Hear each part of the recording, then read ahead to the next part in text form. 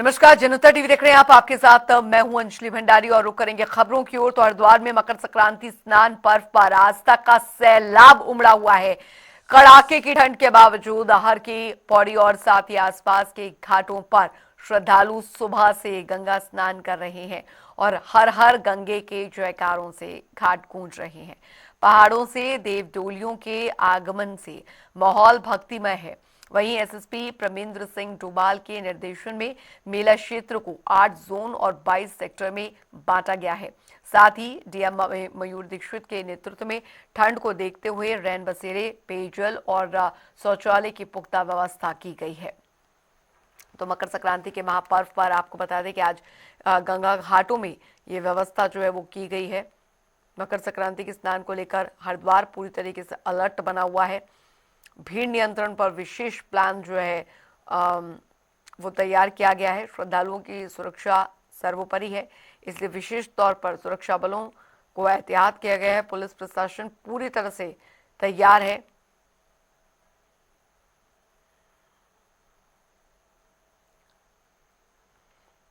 तो 8 जोन और 22 सेक्टर में मेला क्षेत्र जो है वो रखा गया है। काफी संख्या में श्रद्धालु गंगा स्नान के लिए इस दिन पहुंच रहे हैं। मकर संक्रांति का ये पर्व अपने आप में बहुत ही शुभ माना जाता है। भीड़ नियंत्रण पर विशेष जो प्लान है वो तैयार किया गया है ताकि किसी भी श्रद्धालु को कोई दिक्कत ना हो। हालांकि ठंड जो है वो काफी ज्यादा है, लेकिन आस्था, ठंड पर जो आस्था है वो भारी पड़ती यहाँ पर दिख रही है।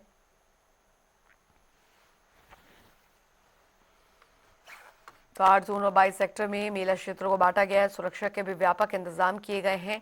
हर की पौड़ी की तस्वीरें भी हम आपको दिखा रहे हैं, जहां पर देव डोलियों का आगमन जो है वो हो रहा है और गंगा स्नान के लिए श्रद्धालु जो है वो पहुंच रहे हैं।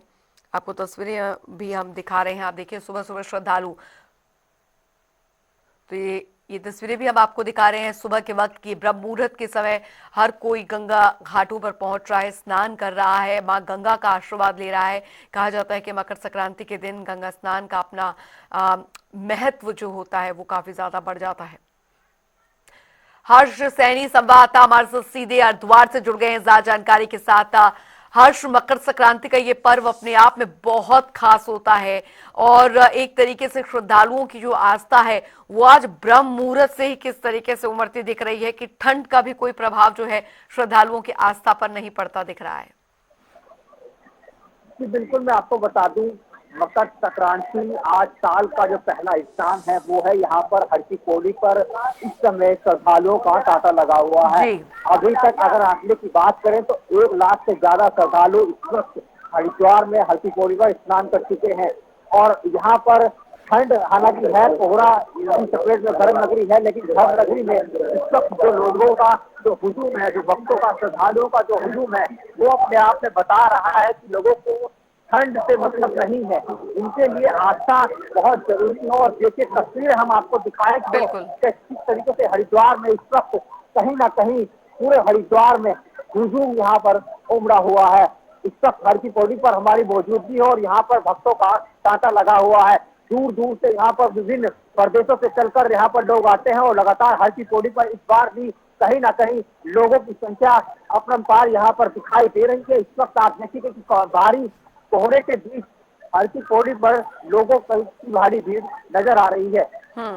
वही अगर आपको बात करें तो पूरे प्रशासन पूरे तरीके से अलर्ट मोड पर रखा गया है। पूरे जो कुंभ जो मेला जो क्षेत्र है, यहाँ पर जो मकर संक्रांति का जो मेला क्षेत्र बनाया गया है, इसको 8 जोन और 22 सेक्टर में पुलिस प्रशासन के द्वारा विभाजित किया गया है। और प्रत्येक अगर सेक्टर की बात करें तो यहाँ पर प्रत्येक सेक्टर में पुलिस की तैनाती है, पुलिस फोर्स यहाँ पर तैनात की गई है। हर एक सेक्टर में पुलिस की भारी तैनाती देखने को मिल रही है। वहीं सुरक्षा की दृष्टि से अगर बात करें तो सुरक्षा की दृष्टि से हर एक स्थान को कैमरे यहाँ पर पुलिस मॉनिटरिंग कर रही है। हरिद्वार के एसएसपी और डीएम लगातार पूरे प्रखंड को अपने आप यहाँ पर मॉनिटरिंग भी कर रहे हैं। सीसीटीवी कैमरे की नजर से पूरे इस मेले क्षेत्र को नजर रखी गई है।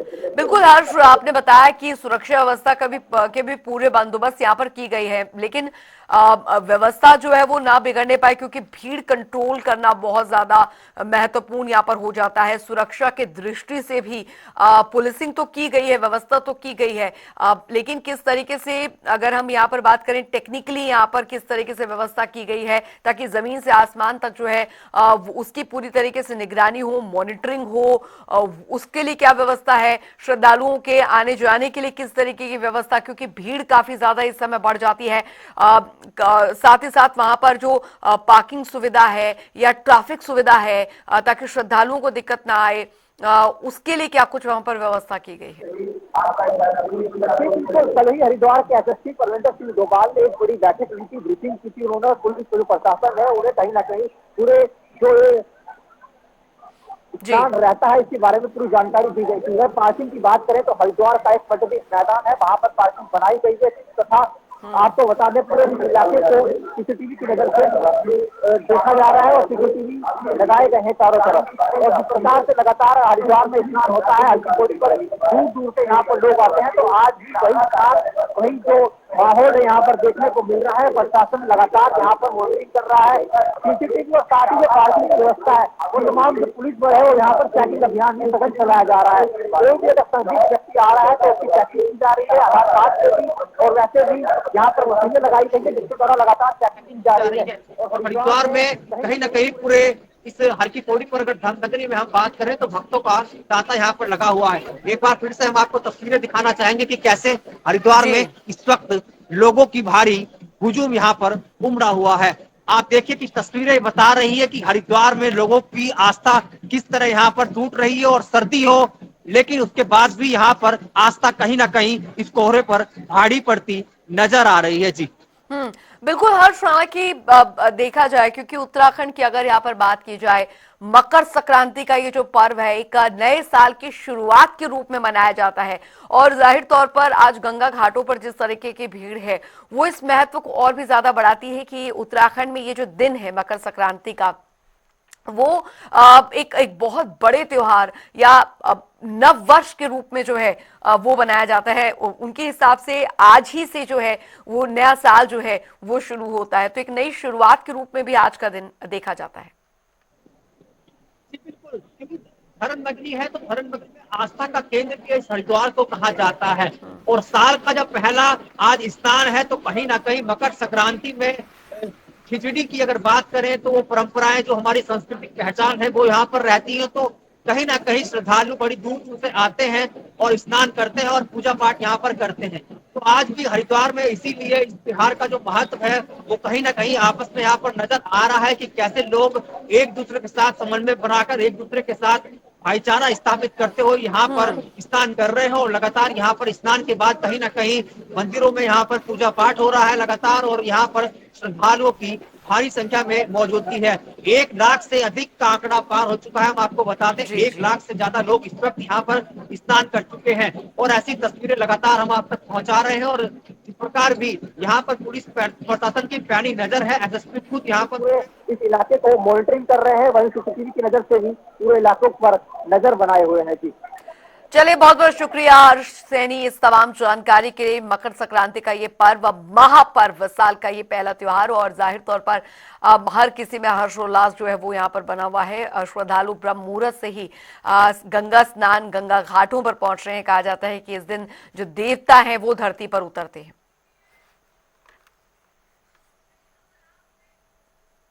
आगे बढ़ेंगे, एक बड़ी खबर, बड़ी जानकारी आ रही है, वो आपको बता दें। तो बड़ी खबर, बड़ी जानकारी आपको बताने जा रहे हैं। हरिद्वार में कड़ाके की ठंड, जी हां, कड़ाके की ठंड जो है हरिद्वार में इस समय है। हर की पौड़ी पर भक्तों का सैलाब उमड़ रहा है। कड़ाके की ठंड पर आस्था भारी पड़ती नजर आ रही है। बड़ी जानकारी, ठंडी हवाओं के साथ साथ कोहरे की चपेट में आई धर्मनगरी। इस वक्त की बड़ी खबर, हरिद्वार में कड़ाके की ठंड है इस समय। इस समय आपको बता दें हर की पौड़ी पर भक्तों का सैलाब उमड़ा हुआ है। मकर संक्रांति के मौके पर गंगा स्नान के लिए श्रद्धालु पहुंच रहे हैं दूर दूर से।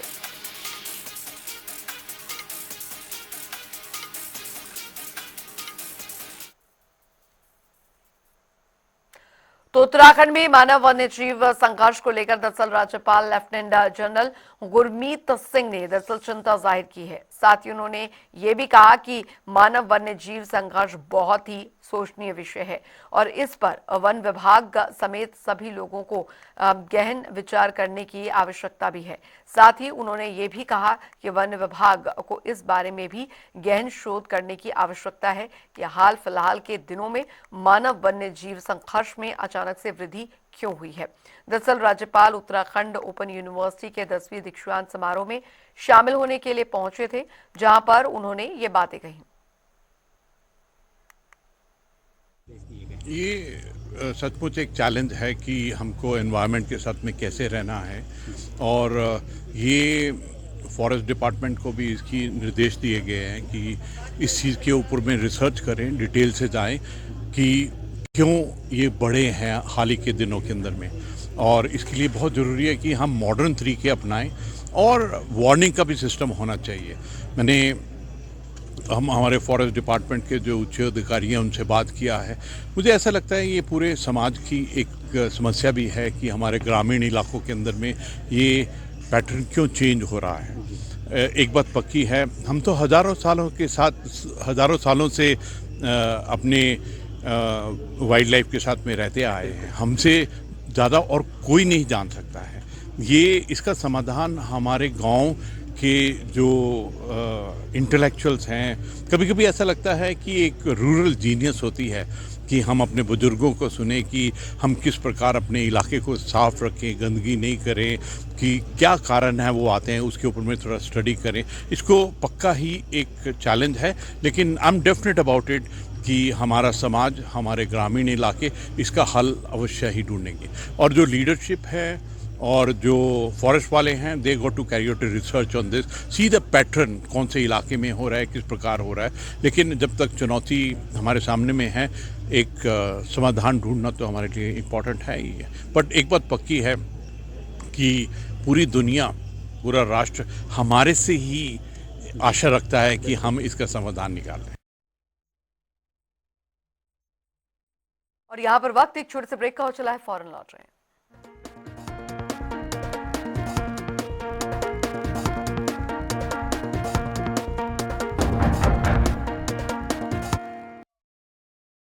पेट के रोग भी हमसे यानी राहु और केतु से कम नहीं होते। आ जाएं तो जाने का नाम ही नहीं लेते। इसीलिए 16 खास आयुर्वेदिक जड़ी बूटियों से बना पेट सफा अपनाइए, जो कब्ज, गैस और एसिडिटी जैसे रोगों से छुटकारा दिलाए। पेट सफा, हर रोग दफा। 16 जनवरी से देखिए हमारी फिल्म राहु केतु आपके नजदीकी सिनेमाघरों में।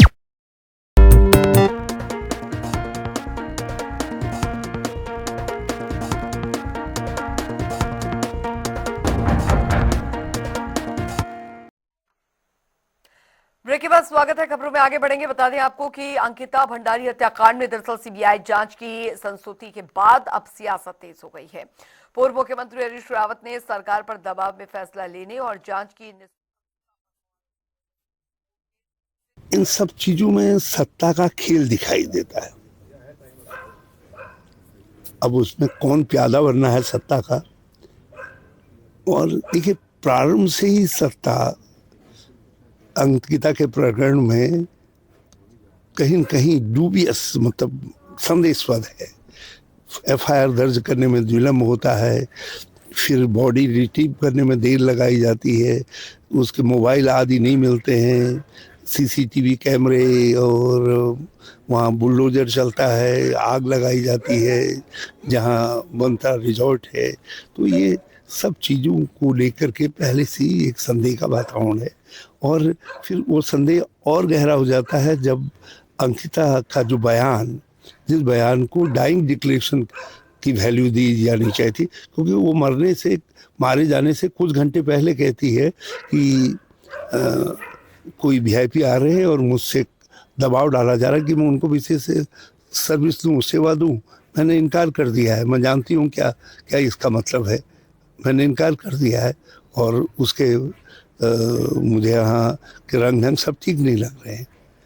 लेकिन उस वीआईपी को कहीं भी एफआईआर का उस समय पार्ट नहीं बनाया गया, जांच का पार्ट नहीं बनाया गया, न न बुलडोजर आदि चलाने वालों को बनाया गया, न उनको जिन्होंने एफआईआर लिखने में देरी की, चाहे पटवारी हो या कहीं और हो, उनको एफआईआर का पार्ट बनाया गया। तो इससे जो तथ्य हैं ठीक तरीके से उभर करके नहीं आए हैं।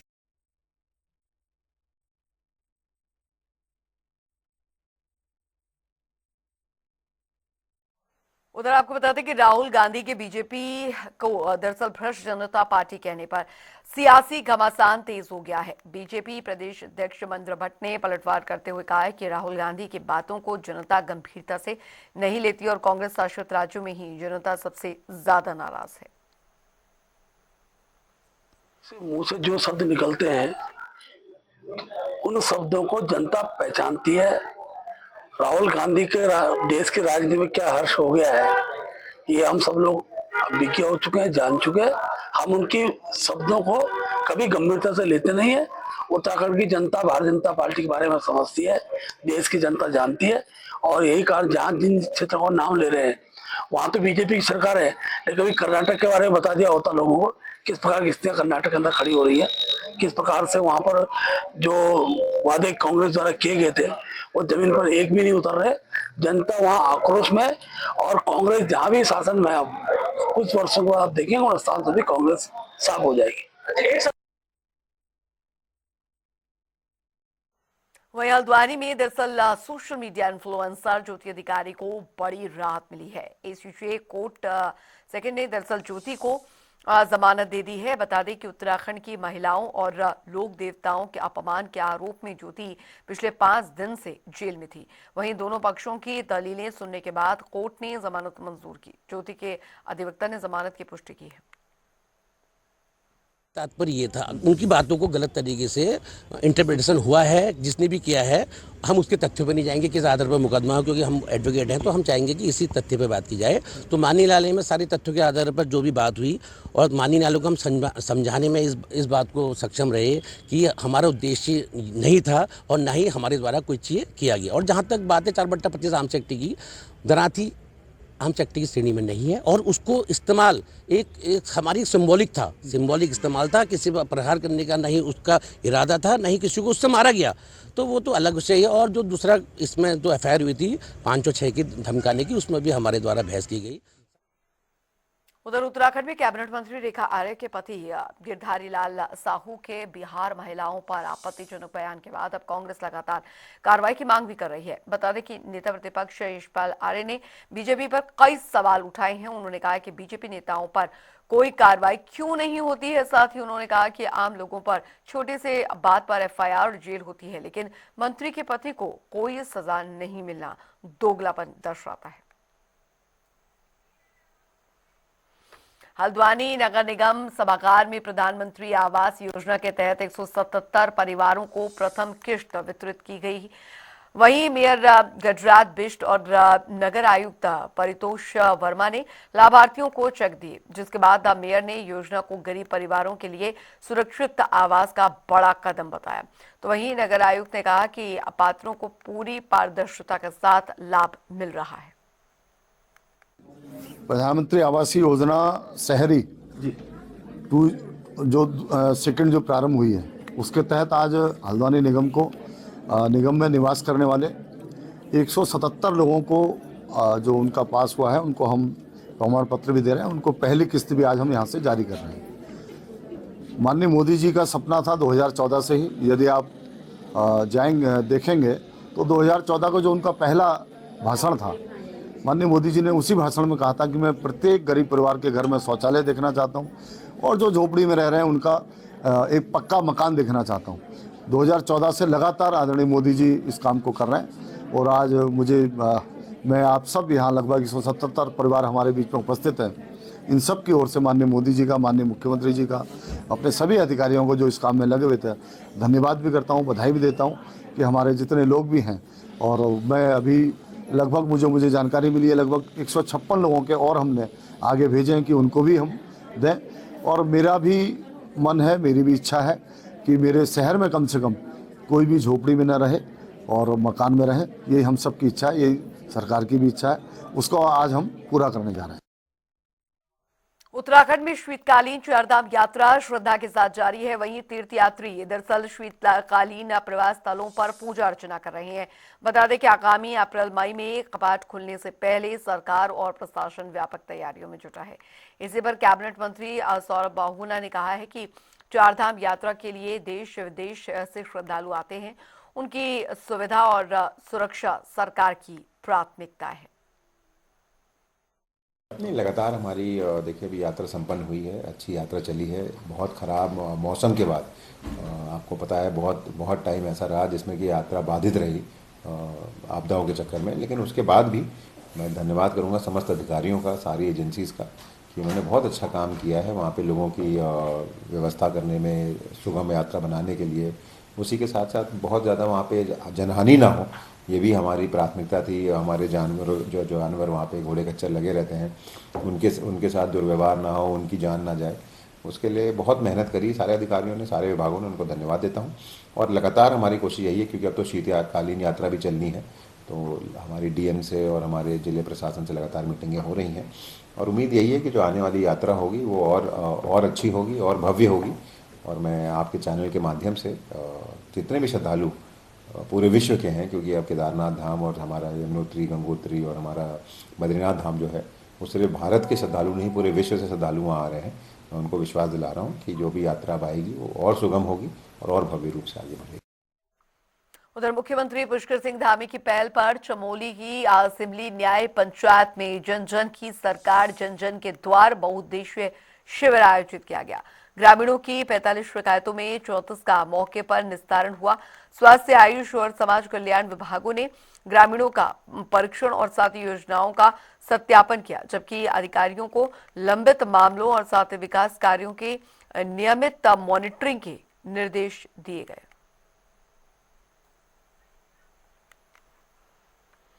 और फिलहाल यहाँ पर वक्त तो चला एक छोटे से ब्रेक का। ब्रेक के उस पार भी खबरों का सिलसिला लगातार जारी है।